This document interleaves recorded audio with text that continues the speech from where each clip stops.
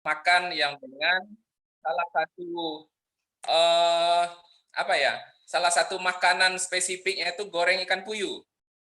Nah, cita rasanya ini spesifik nih. Barangkali di tempat lain juga sudah melakukan. Nah, sehingga apa? Tingginya permintaan terus-menerus. Nah, ini akan mengakibatkan apa? Populasi ikan puyuh yang ada di alam itu makin menurun.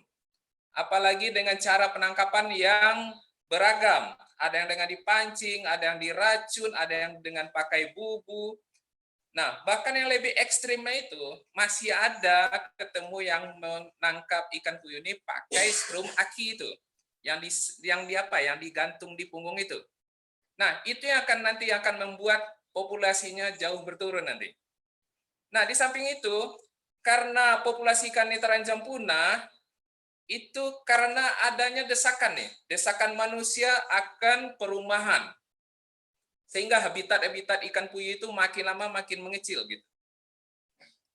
Nah, kemudian kalaupun ada keinginan untuk budidaya, nah jumlah benih yang mau dipakai untuk budidaya itu kalau kita ambil dari alam itu sangat-sangat terbatas. Sangat terbatas. Nah, makanya apa ya? Ada keinginan dari kita sebagai pelaku utama atau dari penyuluh atau dari dinas sendiri karena melihat populasi-populasi yang semakin habis sementara prospeknya itu bagus. Kenapa dibilang bagus? Itu harga ikan puyuh di Kota Padang itu puyuh segar itu bisa mencapai 70.000 per kilo. Nah, itu berarti ini kan potensi ini. Nah, potensi ini belum bisa dikembangkan karena apa? Karena masih dilakukan penangkapan di alam dengan cara-cara yang tidak benar. Sementara untuk budidaya pembesarannya belum dilakukan secara massal atau secara banyak gitu. Nah, ditambahkan lagi apa ya? Karena terbatasnya tadi itu disebabkan karena belum tersebarnya informasi teknologi bagaimana bisa untuk memijahkan ikan puyuh ini secara massal. Kalau tangkapan alam udah jelas, susah sekarang ini. Saya aja di Padang itu sudah sulit mencari ikan puyuh ini. Nah, kenapa saya tertarik untuk mendalami, mencoba bagaimana sih caranya kita mau memperbanyak benihnya agar ada pelaku-pelaku nanti yang mau membesarkan. Karena apa? Pelaku tanpa ada benih, apa yang mau dibesarkan? Nah, itulah yang melatar belakangi kenapa adanya usaha untuk melakukan perbenihan di bidang jenis ikan puyuh ini. Nah, di dalam pembenihannya apa yang terjadi? Muncul masalah. Kalau saya berangkat melakukan sesuatu dengan cara itu berangkat dari masalahnya dicari dulu. Apa masalahnya di ikan puyuh ini? Supaya kita bisa melakukan budidaya secara terkontrol gitu. Nah, masalahnya apa? Kita udah ada induk ikan puyuh nih, udah matang bonat. Tapi ketika dipijahkan dengan cara alami biasa, itu hasilnya nggak optimal. Nah, kita juga nggak tahu berapa sebenarnya sih puyuh ini bisa maksimal hasilnya, hasil pemijahnya, berapa sih yang jantannya, berapa sih yang betinanya gitu. Nah, kalaupun itu cukup, itu ada kendala lagi. Telurnya nggak full keluarnya semuanya. Nah, itulah berangkat dari masalah itu. Nah, kita coba melakukan apa? Ikan-ikan yang berasal dari alam ini, yang belum dari hasil budidaya maupun dari hasil budidaya, itu kita coba melakukan pemijahannya dengan cara sistem suntik. Nah, kenapa dilakukan penyuntikan? Muncul lagi pertanyaan, kenapa kok harus disuntik gitu? Nah, apa? Nah, tujuan dari penyuntikan tadi supaya induk ikan puyuh yang masak kelamin tadi, matanggona tadi, itu dapat memijah secara baik.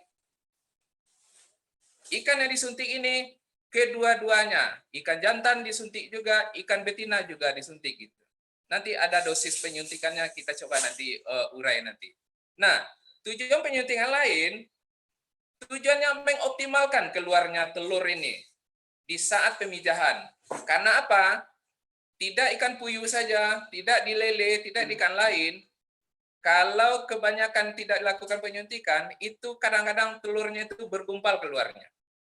Kadang-kadang telurnya itu cuma separuh dari jumlah gonad yang ada. Nah, itu masalah. Kita optimalkan keluarnya. Supaya apa? Kita nanti mengejarnya ke arah produksi benihnya itu meningkat. Nah, kemudian kenapa dilakukan penyuntikan? Nah, ini cara kita untuk mengintensifkan di dalam pembenihan. Sehingga apa? Pemijahan dan penetasan itu dapat kita lakukan secara terkontrol. Kalau pemijahan alam, ya suka-suka puyuh aja. Habis mijah bertelur, ya udah, nggak ada kontrol lagi masalah telurnya ini. Nah, itu makanya dilakukan penyuntikan. Nah, sebelum kita lakukan penyuntikan, nah kita kenali dulu lah ikan puyuhnya ini. Kita lihat klasifikasinya. Nah, kita lihat dulu masalah penamaannya. Itu di Jawa ini barangkali disebut udah banyak yang tahu semua. Itu di Jawa disebutnya ikan betik, di Kalimantan disebut ikan papuyu, atau di Malaya atau di Kalimantan Timur juga disebut puyuh, atau di Padang juga disebut puyuh, atau di Bintan disebut puyo-puyo, atau geteh di Manado, atau kusang di Danau Mantano gitu. Nah, itu penamaan di tiap daerah itu akan berbeda-beda, tapi spesies ikannya tetap sama gitu. Barangkali mungkin ada nanti varietas tergantung topografi daerah akan membedakan sedikit dari morfologinya gitu. Nah, di luar ikan puyuh ini juga dikenal dengan kelimbing gurami gitu. Nah, apa? Karena apa? Ikan puyuh ini ada mempunyai kemampuan untuk bergerak menuju ke dataran yang tinggi gitu. Dia mampu, bukan vertikal gitu. Dan artian dia puyuh ini bisa berpindah-pindah di atas air gitu, di daratan gitu. Dengan menggunakan nanti operkulumnya yang kuat itu untuk berpindah-pindah gitu. Nah, di dalam klasifikasinya, ikan puyuh ini termasuk kelompok kelasnya kelas Pisces, ordonya Labyrinthici. Nah, kenapa dibilang Labyrinthici? Ikan puyuh merupakan salah satu ikan yang mempunyai alat tambahan atau alat bantu untuk pernapasan. Dia punya labirin di kiri kanan belakang kepalanya ini. Ada labirin itu. Seperti apa ya? Seperti kalau saya lihat seperti rumput laut itu, ada dua itu. Nah, ikan puyuh termasuk ikan bersisik yang mempunyai labirin, sama nanti dengan ikan gabus gitu. Nah, di ikan yang tidak bersisik yang punya labirin itu termasuk dalam lele atau ikan patin, itu juga mempunyai labirin. Nah, apa kelebihan-kelebihan dari ikan yang mempunyai labirin ini? Nah, ketika terjadi kekeringan atau berpindah tempat, ikan ini masih bisa bertahan hidup dengan alat bantu yang namanya labirin tadi. Dengan catatan jangan sampai kering total. Misalnya ikan puyuh ini ada di dalam lumpur. Selagi airnya ada sedikit, ikan ini masih bisa bertahan bahkan sampai sebulan gitu. Nah, familinya ini termasuk famili Anabadintae gitu. Karena puyuh kelompok ikan yang termasuk ukurannya rata-rata kecil. Rata-rata di bawah setengah kilo tuh. Karena puyuh ini saya aja menemukan paling besar itu paling-paling 1 on 100 atau 125 gram itu udah besar tuh, udah sulit nyarinya itu. Nah, karena kenapa dikelompokkan ke sini? Nah, ikan ini karena ukurannya kecil, kemudian ikan ini mempunyai sirip yang berduri. Apalagi itu sirip yang paling kita awas itu sirip di bagian punggungnya, di bagian dorsalnya itu tajam-tajam itu. Makin dewasa ikannya, itu siripnya itu makin tajam, makin kuat. Nah, genusnya itu Anabas. Nah, kita kelompokkan ke spesiesnya itu Anabas testudineis blok. Itu dari Saanin 1984. Nah, di mana daerah penyebarannya ikan puyuh ini? Kalau di dunia itu udah termasuk di Amerika itu, sampai ke Florida, India, ke Tiongkok, atau ke Asia Tenggara. Gitu. Nah, di Asia Tenggara dan kepulauan di Nusantara. Jadi kepulauan daerah penyebaran puyuh sebenarnya sudah merata. Sudah merata. Nah, kalau di Indonesia di mana aja? Hampir di seluruh kepulauan di Nusantara itu ada ikan puyuh.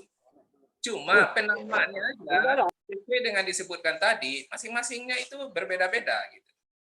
Nah, itu di Sumatera itu ada dominan. Kalimantan apalagi, Sulawesi, Jawa, Sumbawa atau sampai itu nanti ke Papua gitu. Nah, habitatnya di mana? Ikan puyuh ini salah satu ikan yang menyenangi perairan-perairan yang tenang. Kalau bisa perairan itu ada lumpurnya. Nah, seperti di danau atau di rawa atau di genang-genangan air. Kita lihat aja lah nanti apa. Kalau setelah banjir, mungkin di daerah-daerah Sumatera kebanyakan itu, daerah banjir, setelah banjir surut, ada genangan air karena ada cekungan, nah itu kadang-kadang ketemu ikan puyuh gitu di situ. Dia senang, menyenangkan itu gitu. Nah, disitulah habitat-habitatnya. Kenapa dia mencari habitat yang terjadinya pasang naik, pasang surut karena banjir? Nah, itu ada banyak makanan yang terbawa, yang di darat, yang tergenang air, yang bisa dijadikan makanannya. Gitu. Apalagi puyuh ini menyenangi.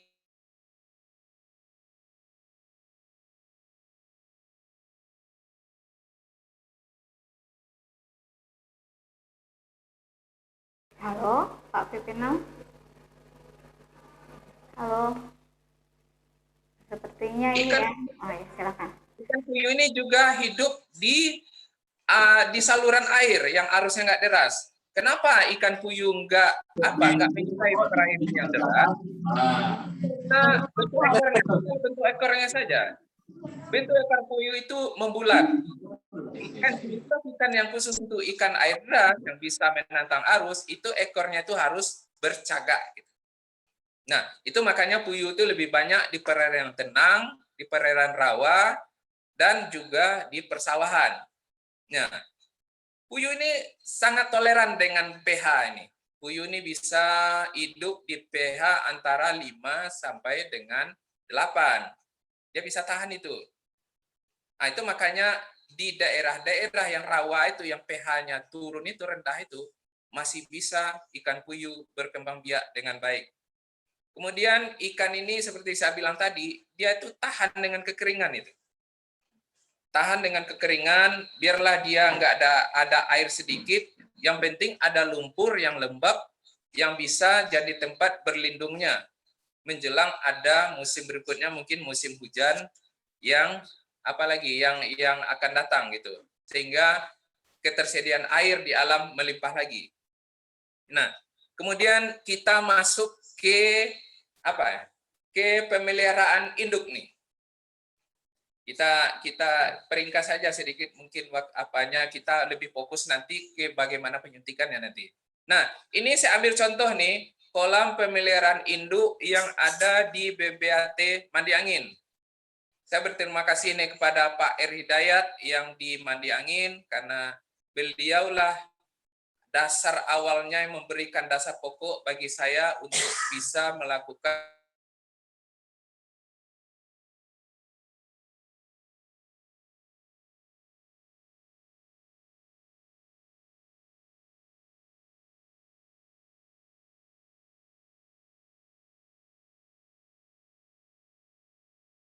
itu tujuannya apa? Untuk memudahkan setiap periode pemijahan nantinya untuk pengambilan induk yang akan diseleksi.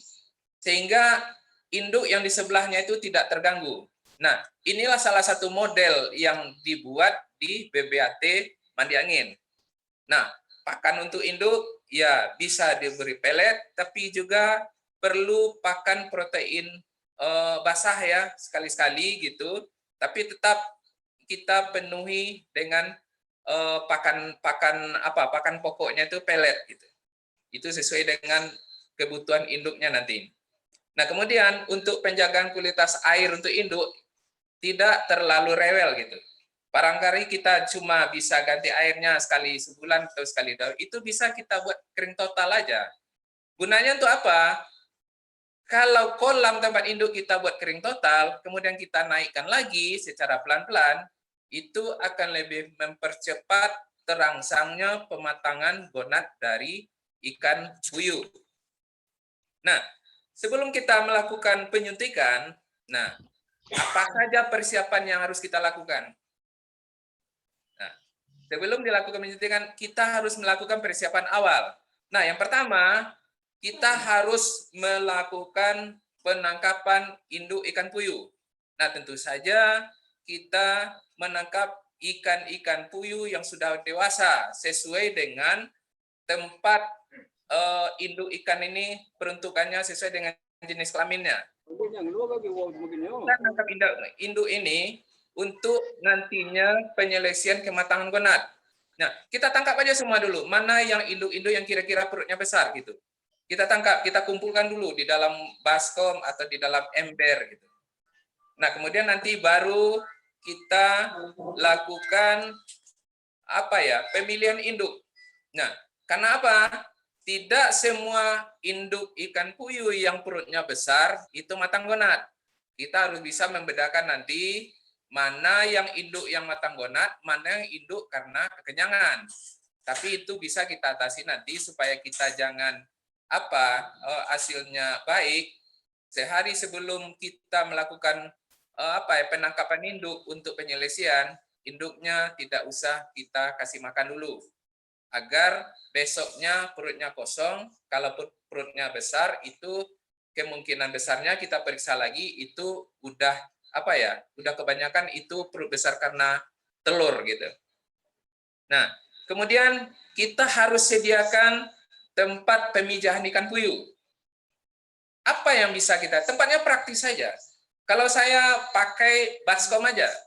Baskom yang dipakai untuk ibu-ibu yang tempat nyuci itu yang warnanya hitam, itu pakai aja yang diameter 50. Atau bisa juga akuarium. Tapi kalau untuk kita lebih aman, lebih kita pakai baskom aja. Ya. Yang diameter 50 itu bisa untuk satu.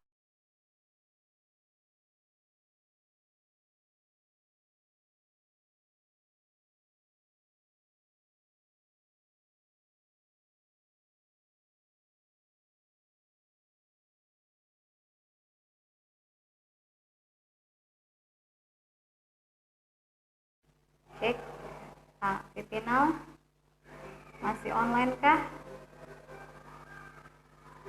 Halo?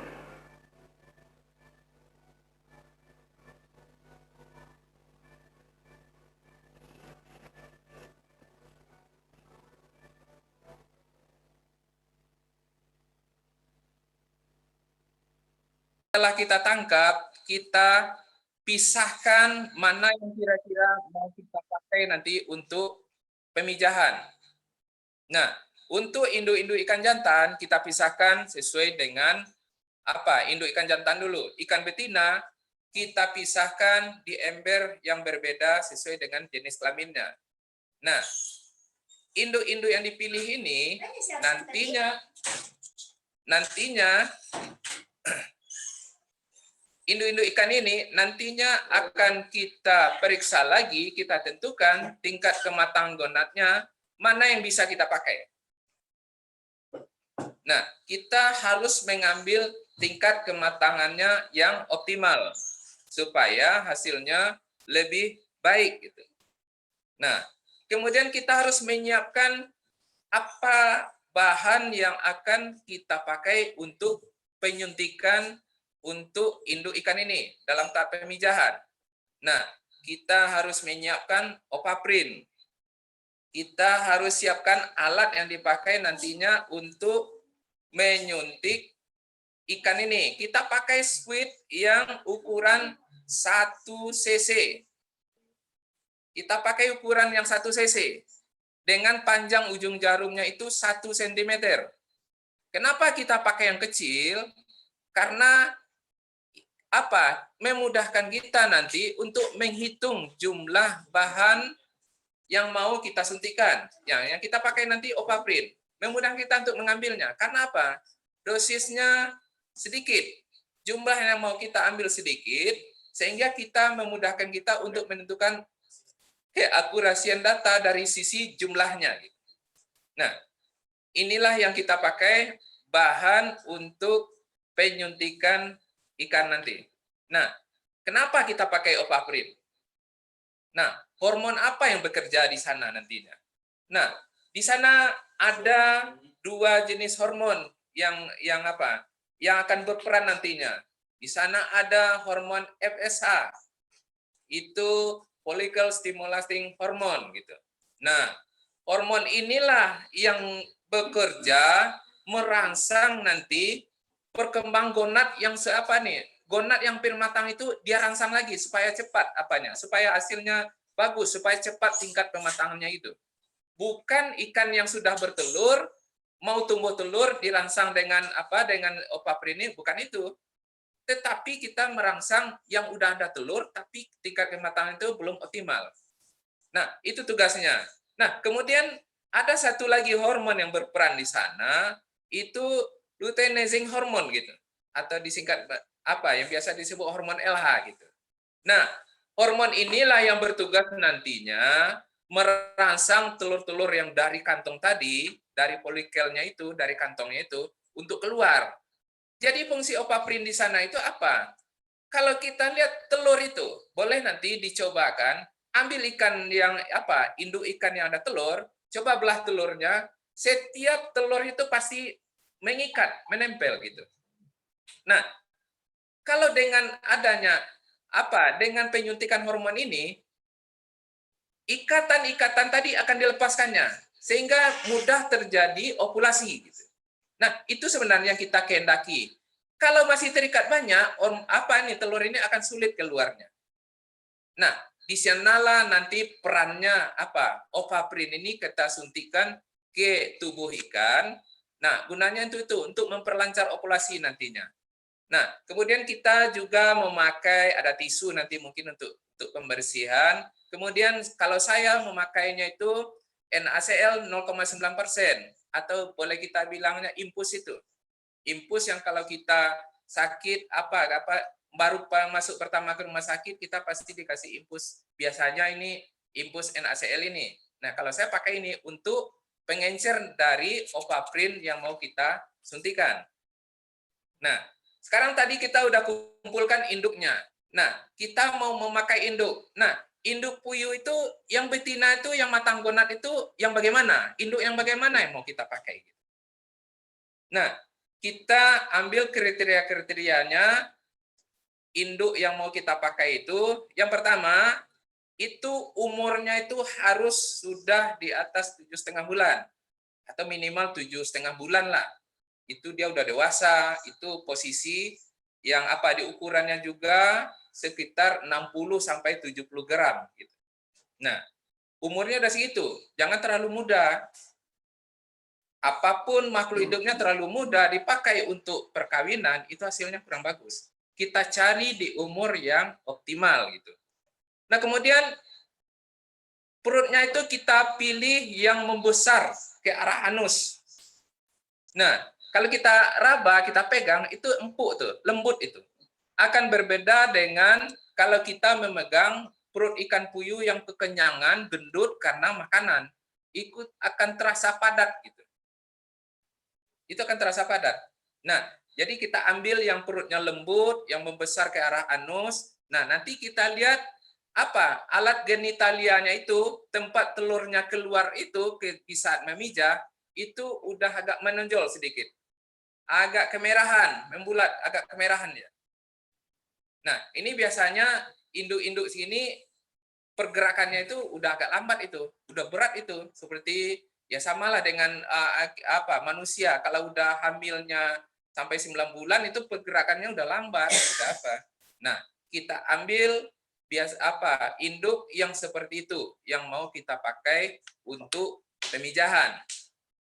Nah, bagaimana dengan induk puyuh jantan? Nah, induk puyuh jantan sama, kita ambil umur yang minimal itu 7 bulan. Nah, rata-rata di umur yang sama, ini rata-rata ya, itu ukuran ikan puyuh jantan itu biasanya akan lebih kecil. ukurannya biasanya betina ini cepat nih besarnya ini.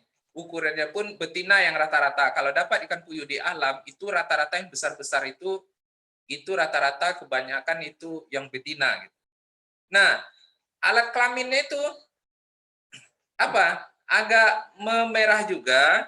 Nah, jika kita pencet sedikit aja, itu akan nanti kalau dia lagi matang gonat untuk jantan, itu akan kelihatan keluar sperma.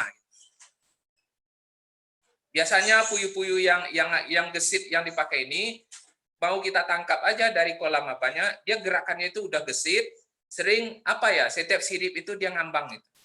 Itu biasanya indukan jantannya itu bagus gitu. Nah, apalagi kalau kita periksa nanti ada sperma yang keluar, tapi jangan keseringan mencet karena jumlah spermanya itu sedikit gitu.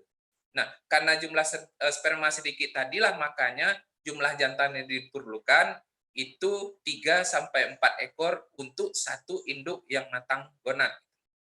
Kemudian badannya itu ramping, akan jauh berbeda dengan yang betina. Ramping memanjang gitu badannya. Gerakannya itu gesit gitu. Nah, kita dari kedua jenis kelamin tadi, usahakan jangan sampai ada yang cacat.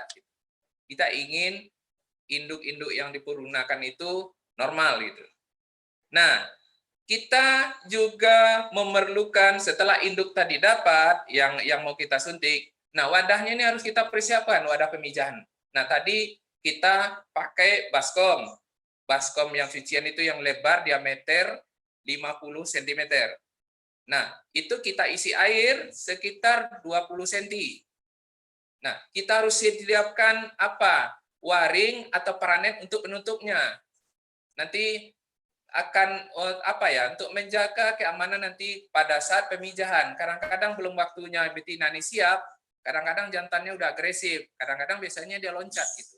Nah, itulah gunanya kita tutup dengan apa tadi, waring atau paranet atau yang bahan yang lembut gitu, tapi masih ada sirkulasi udara yang masuk. Atau bisa juga kita pakai akuarium. Nah, tapi untuk praktis yang aman ya Pak, kita pakai saja baskom. Nah, kita coba masuk ke proses penyuntikan.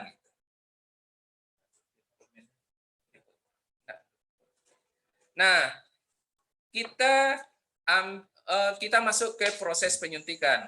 Nah, bahannya sudah, induknya sudah. Nah, kita masuk ke proses penyuntikannya lagi.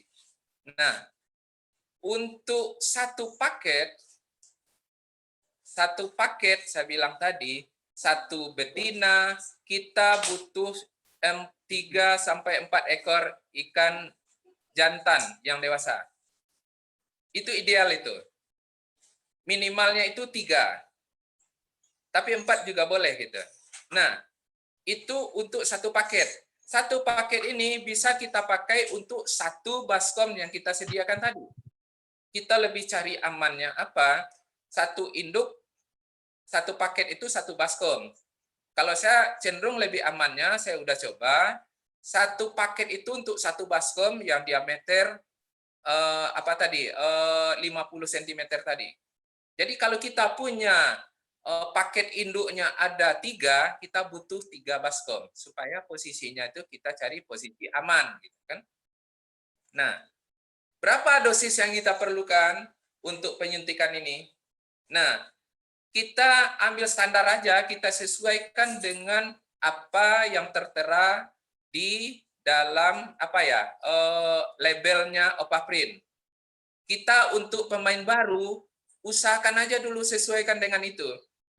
Kalau saya mencobakan, saya udah lari ke bawahnya. Apa? Saya bisa mengurangi apa jumlah Opafrin yang dipakai, tapi dengan apa ya? Tentu melihat kondisi-kondisi yang memungkinkan. Nah, untuk sekarang ini karena kita mungkin kebanyakan baru atau mungkin sudah ada juga, kadang-kadang dosis ini menentukan apa? Berbeda daerah kadang-kadang mempengaruhi gitu. Nah, kalau saya pakai untuk satu paket tadi dengan berat induk betinanya kisarannya itu 60 sampai 70, dengan berat jantannya itu kisaran 40 sampai 50 gram per ekor, kalau saya pakai untuk satu paket itu dengan satu betina 4 ekor jantan, itu saya pakai Opaprinnya 0,1 mililiter. 0,1. Nah, yang 0,1 tadi saya encerkan sampai 0,5. Berarti alat pengencernya, bahan pengencernya itu yang kita pakai tadi NaCl 0,9%, itu jumlahnya 0,4. Sehingga jumlah cairan yang ada di dalamnya itu akan berjumlah 0,5 mililiter. Nah, perpaduan cairan Opaprin dengan NaCl tadi, kita harus bolak-balikkan supaya apa? Supaya terjadi pemerataan pengadukan di sana. Nah, warnanya nanti Opaprin yang warnanya bening ketika bercampur dengan NaCl itu akan berwarna putih susu. Nah, karena jumlah ikan kita tadi ada 5, 1 betina, 4 jantan, bisa kita lakukan pemerataan untuk penyuntikan. Tapi kalau induknya lebih dari 80 gram, itu bisa kita pakai nanti dilebihkan untuk yang betinanya itu di dalam penyuntikan. Nah, berapa penambahnya itu nanti kita sesuaikan nanti dengan jumlah ikan yang ada kita suntik. Jadi dosis yang saya pakai untuk apa ini, kita ambil 0,1 Opaprin, kita encerkan dengan 0,4 NaCl 0,9% tadi menjadi 0,5 atau setengah cc. Nah, itu yang kita bagi nanti per ikan sesuai dengan satu paket itu berapa ikannya. Nah, penyuntikan induk ikan puyuh ini kapan dilakukan? Kapan dilakukan? Kalau saya kebiasaan saya tuh melakukannya itu sore, dilakukan penyuntikan sekitar jam 3 atau jam 4. Nah, sekitar jam itulah kita lakukan penyuntikan. Kenapa? Ikan puyuh ini biasanya proses pemijahan itu malam pada suasana yang nggak gelap gitu. Nah, saya kebiasaan menyuntiknya itu dari beberapa kali siklus penyuntikan itu sore itu yang yang bagus gitu. Nah, kemudian penyuntikan ini di mana dilakukan? Nanti bisa kita lihat gambarnya itu. Bisa kita lihat gambar, nanti saya coba jelaskan bagaimana nanti cara penyuntikannya kan. Nah, penyuntikan ini nanti dilakukan di bagian punggungnya ya, yang ada daging tebalnya gitu. Nah, setelah disuntik nanti jangan dicabut dulu, kita diamkan sebentar di saat jarum belum dicabut itu supaya apa? Supaya cairan yang disuntikan nanti jangan menyebar keluar lagi. Nah, setelah disuntik barulah induk kita masukkan. Nah, coba kita lihat gambar berikutnya. Nah, terus lanjut. Nah, ini. Kita awalnya pengambilan Opaprin. Nah, itulah posisi kita mengambil Opaprin. Botolnya itu kita angkat ke atas, kepalanya yang ditutup dengan gabus itu, semacam gabus itu, kita hadapkan ke bawah. Jadi cairan yang ada di dalam itu merata ke bawah, dekat tutup. Nah, dari situlah kita lakukan kita tusukkan jarum spuit tadi dari situ. Cara pengambilan obatnya seperti itu. Kenapa? Kalau misalnya kalau obatnya penuh botolnya mungkin bisa kita botolnya diberdirikan kita ambil dari atas. Tapi kalau posisi Opaprin yang ada di dalamnya tinggal sedikit, kita ambil posisi itu, sementara jarumnya pendek, nggak bisa dia kita ngambil posisi yang ada di dalam. Tapi kalau di posisi yang seperti ini, Opaprin tinggal sedikit, masih kita bisa ambil dengan aman. Itu yang pertama. Yang kedua, supaya kita bisa melihat dengan jelas berapa cc yang mau kita ambil gitu. Dia akan kelihatan itu garis-garisnya. Itu untuk 1 cc itu ada garis-garisnya itu. Ada dibagi nanti 10 itu. 1 sampai 10 untuk 1 cc itu. Berarti setiap urutannya itu 1 itu berarti 0,1, 0,2 sampai 10. Nah, supaya kita memudahkan untuk melihatnya. Nah, Sama dengan halnya pengambilan dari untuk pengencer tadi. Kita pakai carian nimbus tadi. Pengambilannya juga posisinya seperti itu. Hampir sama trik kerjanya seperti itu. Nah, setelah kita ambil, kita harus campurkan dulu. Pemerataan dulu, percampuran antara NaCl dengan Opaprin tadi. Dengan apa? Dengan kita melihat warna yang ada. Kalau warnanya udah rata semua berwarna putih susu, berarti pencampurannya udah homogen. Nah, kemudian barulah kita ambil induk ikan yang mau kita suntik. Nah, di mana posisi penyuntikan yang mau kita suntik? Nah, kita ambil ikannya dulu. Kalau kebiasaan saya ngambil ikannya tergantung kita kebiasaan kerja kita di tangan apa. Kalau saya kebiasaan kerja saya di tangan kanan gitu. Berarti tangan kanan inilah yang nanti memegang jarum suntik atau spuit. Nah, ikannya saya pegang di posisi tangan kiri. Nah, bagaimana posisi ikan yang kita suntik? Posisi ikan yang mau kita suntik supaya ikannya aman. Pak Johanis, tolong di mute ya, Pak Johanis. Tolong di mute. Apa? Lanjut, Itu Pak. Lanjut. apa? Ya, itu posisi induk ikannya, kepala itu harus masuk ke dalam apa? Ke dalam rongga telapak tangan kita supaya kita bisa menjepit kepala ikannya sehingga ikannya itu aman, nyaman gitu. Jangan kepalanya arah keluar, akan kesulitan kita dalam melakukan penyuntikan. Karena apa? Arah dari sisi ikan ini itu menghadap ke arah ke ekor. Jadi akan memudahkan kita untuk memasukkan jarum suntik di bawah sisik ikan ini. Nah, berapa jaraknya dari kepala? Kita melihatnya kita lihat sirip punggung ikan puyuh ini paling terdepan. Paling terdepannya itu kan dekat tengkuknya itu di kepala. Nah, kita ukur ke belakangnya kira-kira 1 cm atau 1,5 cm kalau induknya itu agak besar. Kalau beratnya mungkin sekitar 80 sampai 100 gram. Nah, di posisi itu kita lihat jangan di dekat sirip dorsal itu yang ada duri-duri itu. Kita hitung susunan sirip itu ke bawahnya itu 3 susunan sirip, 3 susunan sisik. Nah, di posisi itulah kita melakukan penyuntikan seperti yang ada pada gambar. Nah, itu yang apa? Yang penjelasannya. Nah, itulah posisi aman. Nah, ketika awal penyuntikan, kita posisinya jangan ambil yang posisi 40 derajat dulu. Kita ambil yang posisinya 15 atau 10 dulu supaya kita bisa memasukkan ujung jarum ke bawah sisik.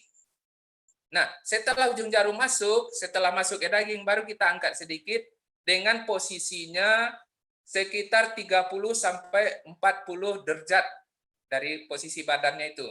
Nah, barulah kita lakukan penyuntikan sesuai dengan pembagian dari dosis pembagian dari dosis yang kita buat tadi. Nah, kita ambil kalau ikannya 5 ekor, 1 betina 4 jantan, kita bagi aja. Kita bagi aja 0,1, 0,1. Akhirnya dapat rata semua. Nah, begitu.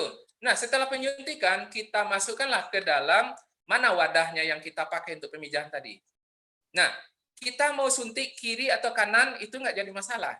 Mau posisi punggungnya ini, mau kiri, mau kanan, ya silahkan aja. Cuma itu untuk penanda aja. Untuk pemijahan berikutnya, kalau dia di posisi kanan awalnya, pemijahan berikutnya itu kita lakukan di posisi kiri lagi. Karena biasanya di posisi kanan itu ada semacam apa ya yang akan kelihatan akan lebam itu. Nah, dia butuh proses untuk penyembuhan apa nanti. Itu bisa nanti dibuktikan, mungkin ada yang berminat nanti mencobakan, yang nggak apa-apa untuk membuktikannya gitu. Nah, ini saya ambil beberapa gambar ya supaya apa? Mungkin ini bisa membantu posisi-posisinya ketika saat menyuntik. Nah, kenapa posisi ikannya harus di tangan induk ini? Ini supaya memudahkan ikan ini nyaman gitu. Nyaman. Lagian kalau khusus untuk betina atau jantan, ikan ini perutnya tidak kegencet. Yang kita gencet cuma kepalanya aja. Jadi perutnya itu aman. Kalau yang jantan perutnya juga aman. Kalau kegencet perutnya, nanti spermanya bisa tergencet keluar, nanti nggak jadi dia untuk mijah gitu. Nah, bisa juga ke bawah, itu akan repot untuk penyuntik. Dia akan bergerak-gerak terus gitu. Nah, kalau rasanya belum biasa dengan tangan, karena apa ya, operkulumnya ini itu tajam itu, penutup pipinya itu tajam, itu yang biasa dipakai untuk pergerakan ketika kering. Kalau takut rasanya luka, kita lampisi aja pakai tisu. Gitu. Itu gunanya tisu tadi, supaya ikannya nyaman. Kita juga kekhawatiran akan ketusuk dari duri atau operkulumnya tadi itu bisa kita hindari gitu. Nah, setelah itu kita masukkan ke tempat pemijahannya. Kita masukkan ke baskom tadi. Nah, jangan lupa ikan setelah dimasukkan ke sana, kita tutup. Boleh pakai waring tadi, boleh pakai paranet, nanti kita ikat kelilingnya pakai karet. Supaya apa? Supaya aman. Nah, letakkan posisinya di tempat yang teduh. Letakkan di tempat yang teduh. Nah, posisi teduhnya ini boleh di dalam ruangan, silakan. Kalau di luar ruangan, tapi posisinya teduh gitu. Nah, usahakan jangan ada berisik-berisik yang banyak gitu di saat malam itu. Jangan pula nanti kita mau mijan puyuh, nanti musik rocknya, volumenya sampai berapa nanti ikannya stres sendiri nanti, nggak jadi mijah atau telurnya berantakan aja keluar gitu. Nah, itu harus kita tutup. Kita tempatkan di tempat yang nyaman gitu. Nah, kapan ikan ini biasanya memijah? Itu biasanya kalau saya perhatikan, kalau penyuntikannya itu jam 4 sore atau jam 5 sore, itu biasanya jam 9 atau jam 10 itu ikan itu udah bercumbu itu. Nanti bagaimana percumbuan ikannya silahkan buktikannya sendiri. Mungkin kalau mau cerita saya nanti bisa gitu. Bagaimana caranya dia berkawin, bagaimana dia supaya telur ini keluar. Nah, itu akan asik. Kalau mau memperhatikan, itu kan asik. Gitu. Nah, itu biasanya kalau pemijahan itu berlangsunglah malam itu. Kadang ada yang sampai pagi, ada yang tidak. Gitu. Kalau terlambat dia mijah, ya mungkin sampai pagi. Tapi kalau tidak, itu subuh aja dia udah diam aja di bawah. Itu berarti pemijahannya udah selesai. Gitu. Nah, bagaimana kita melihat telurnya? Oh iya, saya lupa tadi di saat mau memijahkan itu kita nggak ada pakai substrat, telurnya itu nggak perlu menempel gitu, air bebas saja gitu, air bebas saja. Nah, ketika besok pagi kita harus awas dengan mata. Kita kalau biasanya kita pakai kacamata, ya pakailah kacamata yang dibersihkan gitu. Karena apa? Jangan kita kira nanti telurnya nggak ada, padahal telurnya itu yang bagus itu bening loh, nggak. Kadang-kadang kalau mata yang kurang bagus itu seperti nggak kelihatan aja. Telurnya ini mengambang aja, ikut arus saja gitu. Kecil-kecil. Telur yang bagus itu agak bening, ada bintik-bintiknya itu. Tapi telur-telurnya itu berwarna kuning, kuning kental gitu, itu biasanya telurnya nggak bakalan menetas. Itu telurnya udah gabuk, udah apalah istilahnya itu. Kalau orang kampung eta mungkin lata lambangan taluannya mah gitu. Nah, gitu. Nah, kita harus awas. Nah, kita mau memindahkan induk atau atau apa telurnya yang kita pindahkan gitu. Itu terserah kita. Nah, bagusnya gimana? Nah, kenapa saya bilang tadi di satu baskom itu perlunya cuma satu paket? Itu memudahkan kita nangkap induknya. Kalau induknya kebanyakan di situ, bayangkan ada 10 dalam satu baskom. Waktu penangkapan induk nanti rusak telurnya ini. Atau telurnya aja kita pindahkan ke tempat penetasan yang baru. Tapi tetap air itu juga kita ambil gitu. Nah, penetasannya kita lakukanlah di dalam ruangan atau di dalam akuarium gitu. Nah, kapan menetasnya? Itu kalau cuacanya suhu airnya bagus antara 28 sampai 30, itu biasanya 18 jam sampai 24 jam itu biasanya kalau telur yang fertil dia tuh udah menetas gitu.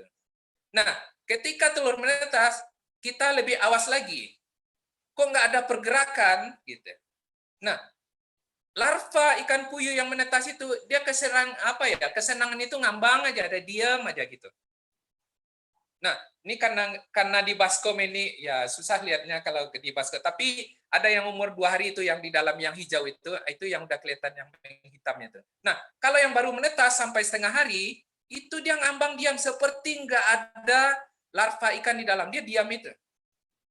Nah, kita harus awas-awas karena ada pelaku yang kecolongan gitu. Pak, nggak ada yang netas, Pak. Nggak ada kelihatan, Pak. Gini-gini, dibuang. Tahu-tahu larvanya banyak di situ. Nah, begitu juga telurnya gitu. Nah, dari situlah nanti setelah pemijahan selesai, 18 sampai 24 jam, itu biasanya telur yang fertil itu menetas gitu. Nah, kapan masa kritis? Mau kita apa? Baru masuk. Itu masa kritisnya itu biasanya keseringan larva itu mati massal itu di umur 4 sampai 5 hari. Kenapa? Dia sudah butuh pakan alami, tapi kita nggak menyediakan pakan alami di tempat pembesaran larva tadi. Nah, itu makanya sebelum kita melakukan pemijahan, kita juga harus menyiapkan tempat pendederan larvanya gitu. Kenapa? Larva ikan puyuh ini nggak bisa dikasih dapnia. Larva yang kecil itu ya di bawah 5 hari itu nggak bisa dikasih artemia. Maunya itu apa? Yang lebih kecil lagi. Sebelum kita pemijahan puyuh, budidayakanlah dulu, buatlah pakan alaminya dulu, sejenis infusoria atau rotifera. Bikin dulu ya, terima kasih.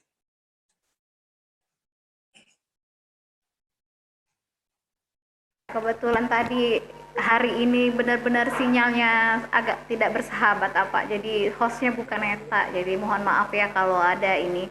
Baiklah teman-teman, Pak Batara Parlaungan silahkan, dari tadi angkat tangan terus, capek ngelihatnya gitu kan. Kalau ada yang mau ditanyakan silahkan ditanya ya gitu. Ya, link absen juga boleh diisi ya, sembari kita buka tanya jawab, silahkan diisi. Ya, silakan Pak Batara buka mic-nya langsung, Pak. Soalnya dari tadi raise hand terus. Ya, ya.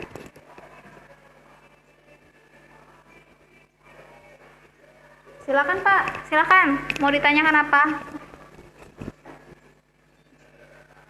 Pak Batara?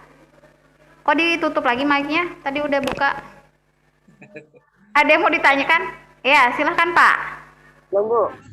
Ya, siang. Itu Pak. Apa? Telur puyuh itu adanya bening. Silakan Pak. Mana? Apa yang mau ditanyain Pak? Ya Bu. Ya. Telur ikan puyuh itu warnanya bening Bu, apa agak kuning-kuning? Silakan Pak Vipinal. Ikan puyuh warnanya apa gitu? Oh iya. Terima kasih Pak Batara. Mungkin saya tadi belum apa ya, masalah warnanya mungkin belum saya sebut ya. Itu warna ikan puyuh itu berbeda habitat, itu akan berbeda penampakan warnanya. Itu tapi rata-rata warna itu ada yang di warna punggung udah jelas warnanya gelap, ada yang kehijauan, ada yang kehitaman. Tapi ke arah perut itu cenderung ke arah badan di tengah itu arah ke coklatan muda. Nah, ke arah ke perut nanti bisa arah ke kuning-kuningan. Tapi tergantung tempat ya, Pak ya. Nah, tergantung tempatnya nanti. Itu telur yang udah mau menetas, maksudnya umur berapa jam? Apakah sudah Pak Batara? Kalau jika sudah, Iya Bu. ya, kalau sudah di unmute lagi Pak ya. Terus silakan klik link absensinya ya. Dari tadi nanya link absen, takutnya nanti handphonenya mati. Ya, silakan Pak. Yang lain silakan langsung dibuka mic-nya ya. Ada yang mau tanya lagi? Disuruh yang lain dong. Ya, silakan langsung aja dibuka mic-nya. Ini ada dari NTT, ada dari mana tadi saya baca ya. Lumayan ya, karena banyak banget hari ini yang ikut ya. Silakan langsung aja dibuka mic-nya ya teman-teman. Karena mumpung narasumbernya ada di sini. Karena kalau ini, silakan Pak Junjung, ada yang mau ditanyakan? Atau Mbak Maria, Yeti Hartati, silahkan ya. Kalau ada yang mau ditanyakan, silahkan ditanyakan dulu. Nah, apa itu kirimkan ke saya link. Oke. Silahkan ya teman-teman. Apakah sudah jelas semua? Kalau sudah jelas kita akhirin nih. Sayang banget ya. Nah, ya, baik. Oke, oke. Silahkan ya, link absen. Nanya, Oke. nanya Bu. Ya, silakan nanya Pak Ahmad Oke, Bu. Saryani. Ya. Ya, saya dari BRPPU Palembang, Bu, ingin menanyakan gimana kalau pH di bawah 5 apa masih cocok? Yang di kami ini ekstrim ya, sampai 2,8. Tapi papuyunya ada, Pak. Apakah bisa di situ memijahkan, Pak? Silakan langsung Nah, dijawab, Pak. Oke Pak, terima kasih Pak. Memang kalau dia kehidupannya itu bisa di suasana ekstrim, tapi kita usahakan Pak untuk pemijahannya itu, karena kita mau pakai untuk budidaya ya Pak ya, hasil Ya, oke. pemijahannya. Kita usahakan Pak di suhu yang di pH yang apa Pak? Di pH yang mendekati normal lah gitu. Setidaknya Pak di Iya. pH 6 nanti kita lakukan untuk pemijahannya. Walaupun kita asal indukan alamnya itu dari pH yang rendah itu Pak. Memang puyuh Ya. ini apa ya Pak ya, rentang pH-nya dia cukup jauh nih Pak, karena apa ya? Karena dia ketahanan hidupnya memang di suasana yang kebanyakan pH asam gitu Pak, seperti di rawa-rawa itu Pak, atau di lumpur-lumpur yang tergenang itu Pak. Iya, Pak. Bagaimana Pak kalau seandainya dia sudah mijah, 2-3 hari kemudian kita kasih dengan kuning telur, Pak? Apakah bisa, Pak? Nah, ini Pak, kuning telur itu sebenarnya ini Pak, puyuh ini kan mijah nih Pak, mijah, besoknya ini menetas itu. Nah, dari menetas itu Pak, dia tuh sampai umur 3 hari itu, 4 hari itu, dia kan masih punya ini Pak, masih Ya. punya kuning telur. Nah, yang kita jaga itu kapan? Ketika saat habis kuning telurnya itu. Makanya saya bilang tadi, di saat umur 4 sampai 5 hari itu terjadi kematian massal. Kenapa? Kuning telurnya habis. Nah, Iya. sekarang apa makanan awalnya itu? Nah, kalau kita kasih suspensi kuning telur, itu bisa juga, Pak. Tetapi dia tetap membutuhkan pakan alami, Pak. Gitu. Itu paling untuk sehari aja bolehlah, Pak. Tapi dia tetap membutuhkan ini, Pak. Untuk apa aja, Pak? Untuk penyesuaian lambungnya aja kita apa ini, Pak? Merangsang perkembangan lambung gitu, Pak. Nah, boleh kita pakai ini, Pak. Kuning telur yang sudah dimasak tadi, Pak. Tapi berikutnya tetap, Pak, akan kita butuh sejenis rotifera atau infusoria. Sama dengan benih ini, Pak. Benih ikan cupang, Pak, ikan beta. Iya. Itu, Pak. Dia tuh nggak bisa dikasih dapnia, nggak bisa dikasih artemia, nggak bisa, apalagi moina, Pak, nggak. Dia makannya kita harus budidayakan dulu infusoria atau rotifera, Pak. Gitu, Pak. Oh, gitu. Terima kasih, Pak. Ya, Masih. oke, Pak. Nanti kami nanya lagi, Pak. Baik, terima Boleh, Pak. kasih. Silahkan ya, yang lain kalau ada yang mau ditanyakan langsung dibuka aja ya, karena kita juga masih jam 3:05 ini. Silahkan, sembari tolong absensinya, Pak Pipino sudah ini ya, sudah ada sertifikatnya, jadi nggak perlu link absensi lagi, nanti saya bagiin. Iya. Silahkan yang lain, mumpung ada Pak Pipinal nih teman-teman, karena kalau sudah kita beraktivitas ini udah nggak ada yang mau ditanya. Pak, mungkin larvanya tuh jangan di baskom hitam kali ya Pak ya, biar kelihatan kayak di baskom hijau tadi kelihatan ya Pak ya, nampak gitu kan. Nah, gini ya, Ta. Puyuh itu menyenangi suasana gelap lah. Kita. Oh, Nanti gitu. kalau penetasannya boleh ke baskom yang lebih terang gitu. Oh, jadi harus baskom hitam berarti. Nah, ya tadi itu kebetulan ya saya mijahkan di situ, netasnya juga di situ. Nah, sebenarnya kita utamakan ya apa ya di baskom hitam itu untuk pemijahannya gitu. Tapi setelah mijah, telurnya itu bisa kita pindah ke akuarium, bisa jelas kelihatannya, atau ke baskom atau ke kolam terpal yang memang udah terang gitu. Boleh supaya kita bisa lihatnya gitu kan. Ini ada Pak Basiran nih, ada nyuntik juga nih. Ada yang mau di-sharing Pak Basiran atau yang lain ya teman-teman? Silahkan nih. Mana Pak? Ada Bapak di sini ya. Tunggu. Tolong dong yang bisa kopi ininya. Silakan langsung dibuka mic aja ya. Kalau enggak kita akhirin nih. Silahkan. Kayaknya nampaknya udah jelas banget ya Pak Pipinal ya. Nah, ya, Eta, ini Ya. ada yang mau saya tambahkan nih. Oh ya, boleh, silahkan. Ini tadi ketika saya cerita apa ya, saya menyampaikan masalah ikan ini caranya mijah, perlu tahu nggak gitu? Ya, Gaya. gimana? Gimana gayanya? Gaya ukur-ukur kah? Bukan. Nah, kalau yang udah pernah pemijahan ikan cupang mungkin udah ada yang mijahkan, yang apa ikan beta itu. Mm-mm. Nah, kapan dia cara memijahnya itu kapan? Ketika betinanya ini matang telurnya dia gandeng terus itu, gandeng terus. Nah, ketika gandeng itu kepalanya nanti, halo, Iya, iya, ya, silakan Pak. itu kepalanya nanti akan menyentuh perut gendutnya itu. Oh gitu. Sama dengan ikan puyuh. Nanti kalau memang sudah ada reaksi, ada kemungkinan akan terjadi ovulasi, keluarnya telur, dia itu akan melingkar ke samping, dia lilit itu, yang cupang betinanya itu. Nah, kalau ikan puyuh hampir sama kayak gitu, cuma dia tuh rame-rame loh. Oh, rame-rame ya? Maka jantannya berapa tadi? Jantannya 3. Ya. Dia rame-rame, dia rebutan itu. Rebutan Oh. itu saat telur keluar itu. Rebutan dia tuh mau. Tapi dia tetap melilit gayanya kayak gitu. Itu makanya kalau mau memperhatikan alam, belajar ke alam, kadang-kadang asiknya di situ. Kita nggak tahu. Tapi dengan serius gitu.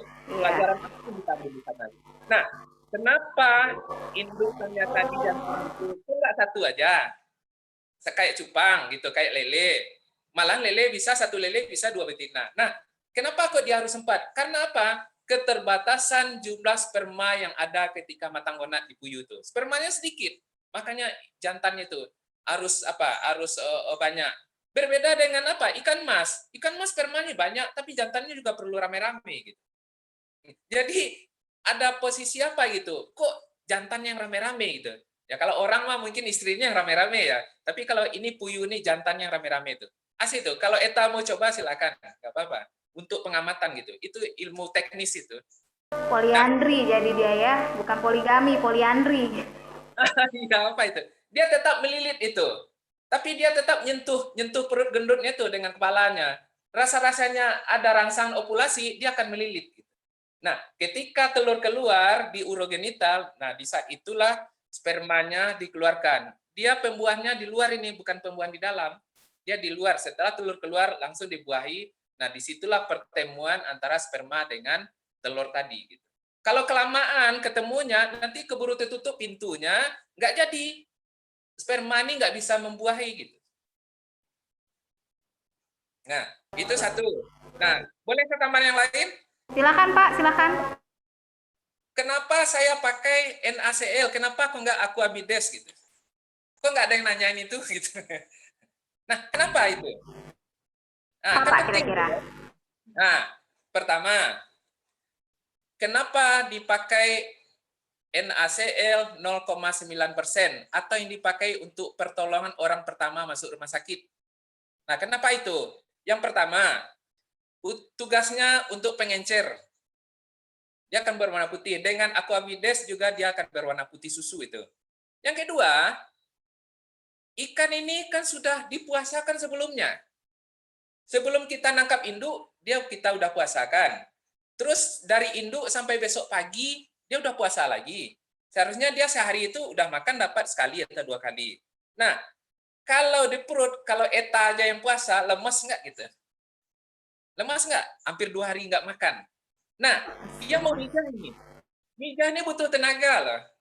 Nah, kenapa dipakai NaCl? Orang sakit aja dikasih NaCl agak segar kok. Nah, disitulah memacu menambah sedikit lah energi dengan kadar garam yang ada di dalamnya itu. Nah, yang kedua, akan mempercepat proses ovaprin tadi di dalam proses pengerjaannya. Kenapa? Dengan adanya unsur NaCl dengan garam sedikit tadi, itu peredarannya di darah ikan itu akan lebih cepat. Sehingga prosesnya itu akan lebih cepat untuk merangsang tadi. Merangsang telurnya lepas dari ikatannya, merangsang untuk ovulasi tadi.